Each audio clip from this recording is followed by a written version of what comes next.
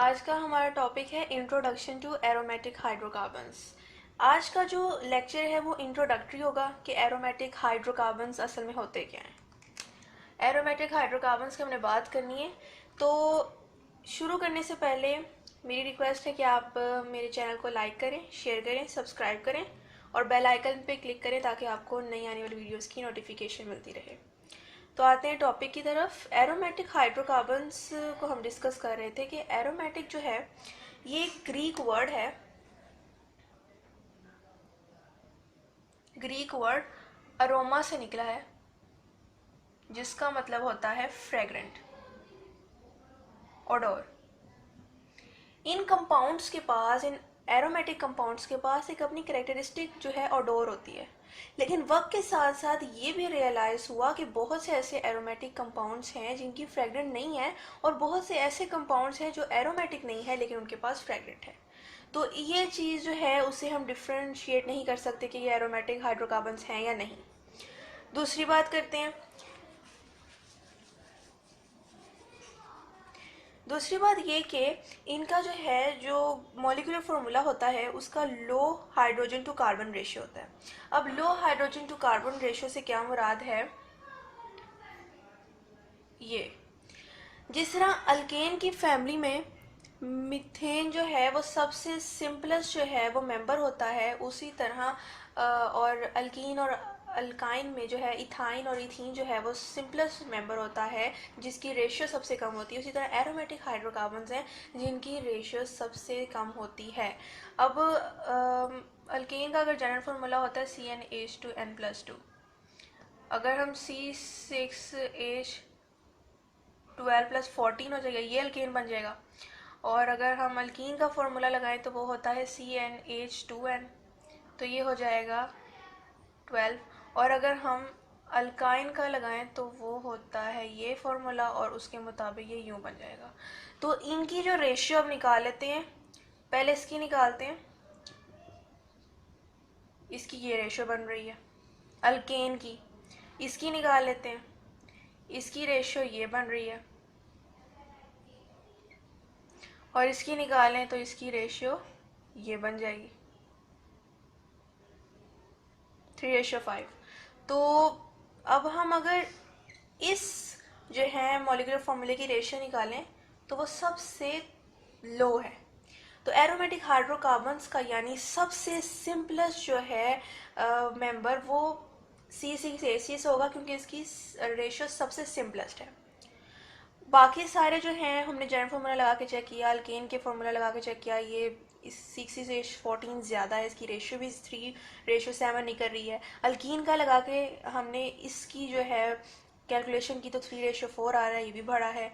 उसके बाद हमने अल्काइन यूज़ किया, उसकी जो है रेशियो 3:5 आ रही है, लेकिन सबसे सिंपलेस्ट रेशियो 1:1 है। तो हम इसी को, ये अब किसका मॉलिक्यूलर फार्मूला है, ये बेंजीन का मॉलिक्यूलर फार्मूला है। हमें पता लग गया कि ये सबसे सिंपलेस्ट जो है हमारे पास मॉलिक्यूलर फार्मूला है एरोमेटिक हाइड्रोकार्बन्स का। अब ये किसका मॉलिक्यूलर फार्मूला है, ये दरअसल बेंजीन का मॉलिक्यूलर फार्मूला है। तो इससे हमें पता लगता है कि बेंजीन जो है सबसे सिंपलेस्ट और पेरेंट मेंबर है इस क्लास ऑफ कंपाउंड का। इतना पता लग गया। अब हमने देखना है कि बेंजीन की आखिर क्या वैल्यू है, आखिर क्या इसकी जो है इंपॉर्टेंस है एरोमेटिक हाइड्रोकार्बन्स में, तो उसको डिस्कस कर लेते हैं।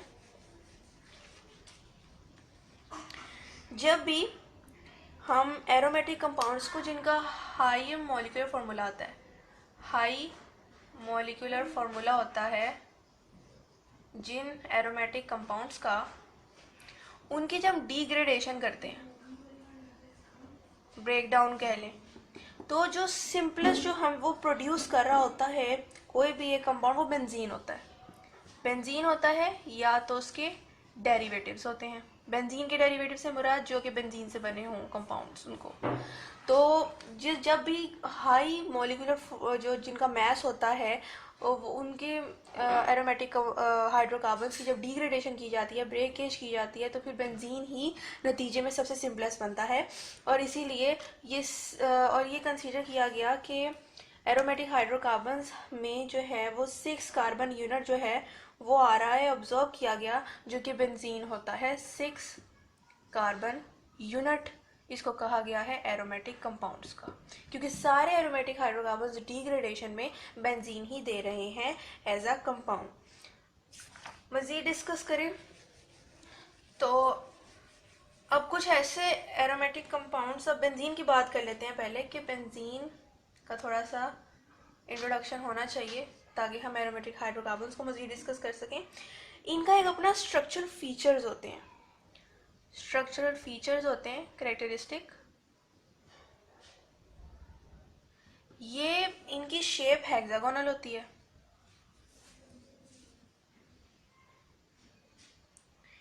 और जो हैं प्लेनर होते हैं। मैं इन तीनों पॉइंट्स को अभी बताती हूँ कि स्ट्रक्चर फीचर्स यानी कि इनका अपना करेक्टरिस्टिक फीचर है, एक अपना ख़ास फीचर है, अपनी शेप है। हेक्सागोनल से मुराद ये है 6 साइड्स, और प्लेनर से मुराद कि अगर ये किसी सरफेस पे पड़े हों तो फिर ये सरफेस के साथ ही बिल्कुल होते हैं। जिससे अगर मेरा हैंड है, मैंने बोर्ड के ऊपर रखा है, तो ये बिल्कुल उसके साथ है, लेकिन अगर मैं एक फिंगर अपने ऊपर कर लूँ तो फिर ये प्लेनर नहीं रहेगा। तो उसी तरह अगर बेंजीन को किसी भी जगह पे रखो, वो प्लेन शेप में उस जगह, उस सरफेस पे प्लेस हो जाता है। अब ये बात, अब एरोमेटिक कंपाउंड्स कुछ ऐसे होते हैं जिसमें बेंजीन जो है, बेंजीन की रिंग एक होती है और कुछ में एक से ज़्यादा होती है, तो उसकी बुनियाद पर भी इसको क्लासिफाई किया गया है। तो 2 क्लासिफिकेशन इसकी, मोनोसाइक्लिक, एरोमेटिक हाइड्रोकार्बन्स को मैं एच से शो कर रही हूँ, एंड देयर डेरिवेटिव्स।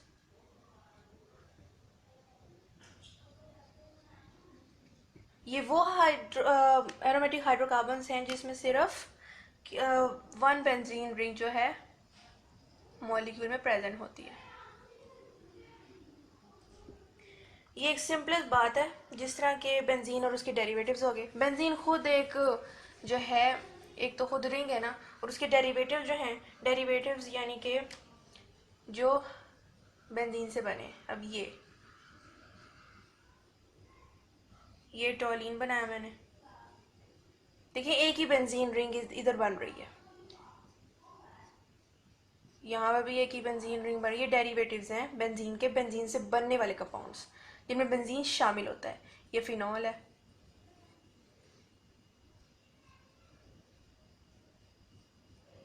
ये बेंजल्डिहाइड है। इनमें एक एक बेंजीन जो है वो प्रेजेंट है, तो ये मोनोसाइक्लिक एरोमेटिक हाइड्रोकार्बन्स की डेरिवेटिव्स हैं।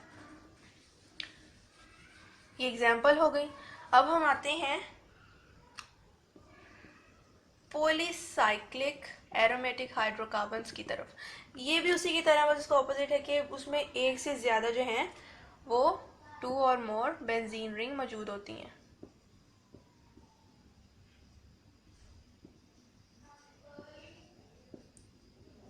वो पॉलीसाइक्लिक एरोमेटिक हाइड्रोकार्बन्स कहलाते हैं। अब इनकी भी एग्जाम्पल दे देते हैं। ऐसे हाइड्रोकार्बन्स एरोमेटिक जो हों जिनमें एक से ज़्यादा बेंजीन हो, वो कुछ इस तरह होते हैं।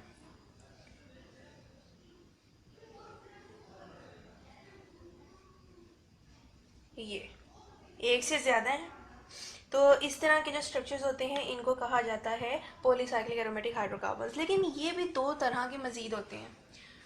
एक उनकी होती है फ्यूज्ड फॉर्म और एक आइसोलेटेड फॉर्म।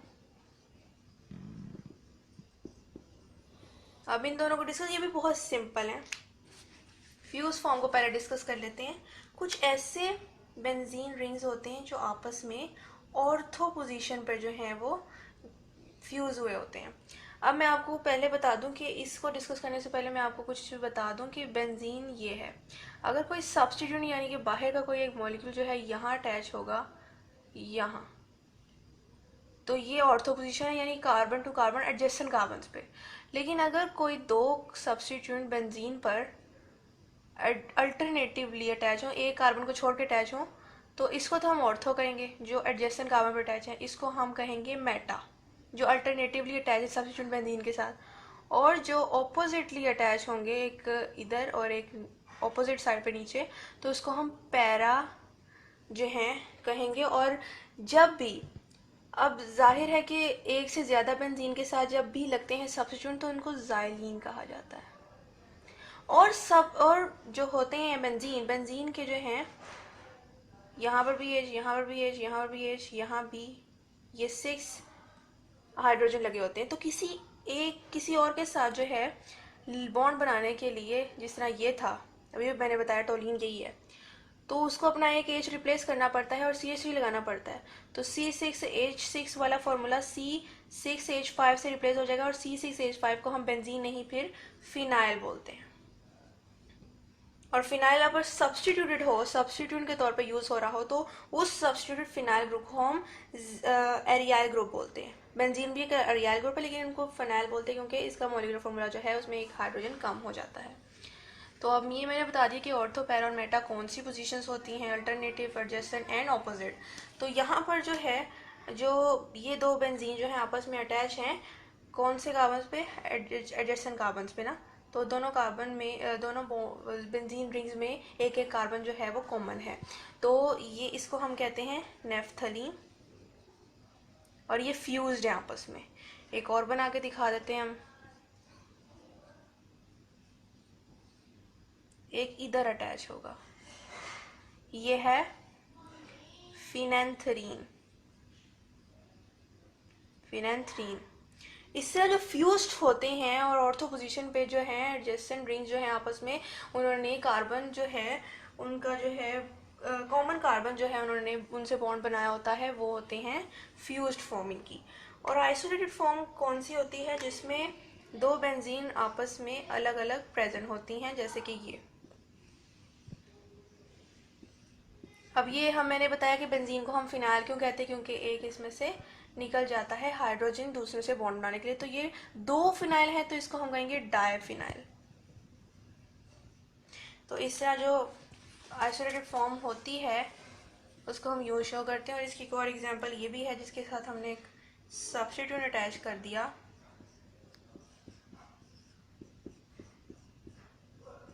ये क्या बन गया, डायफिनाइल मीथेन।